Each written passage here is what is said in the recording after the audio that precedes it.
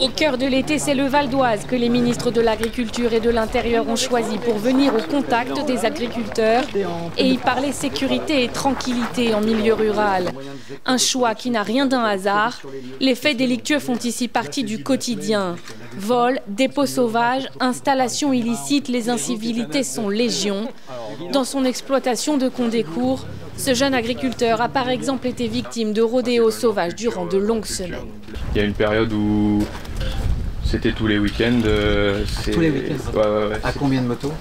Entre deux ou trois motos, jusque des fois ça pouvait monter à plus de 10 motos. Il a bourré le champ, quoi. Ouais.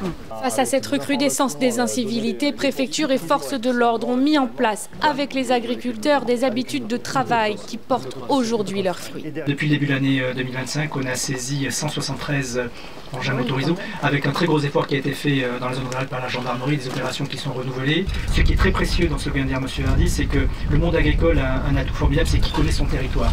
Donc il connaît les lieux de rassemblement, j'allais dire les lignes de fuite et les habitudes, ce qui permet dans l'intervention d'être plus précis et plus juste.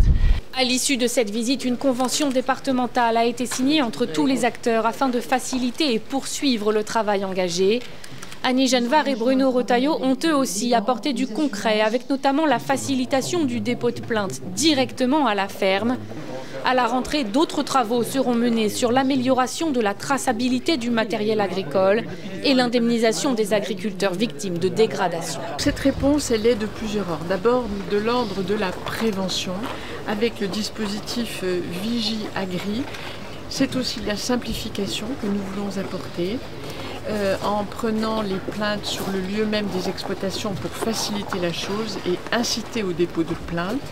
C'est aussi bien sûr la lutte très déterminée, avec des sanctions qui sont dissuasives, que nous voulons dissuasives et que nous n'hésiterons pas à alourdir. On a différents moyens qu'on va mettre en œuvre pour qu'on puisse faire en sorte qu'on ne laisse pas tranquilles celles et ceux qui troublent la tranquillité de nos campagnes, quand ils font des rodéos, quand ils déposent par exemple des déchets dans les champs, quand ils viennent illégalement occuper un certain nombre de terrains. Je pense notamment aux gens du voyage. Je n'ai aucun problème sur le nomadisme, sur ce mode de vie simplement. Il n'y a pas deux catégories de Français. La norme, la loi, la règle, elle est la même pour tous. Les deux ministres ont annoncé avoir signé une circulaire afin de déployer le dispositif valdoisien à l'ensemble du territoire français.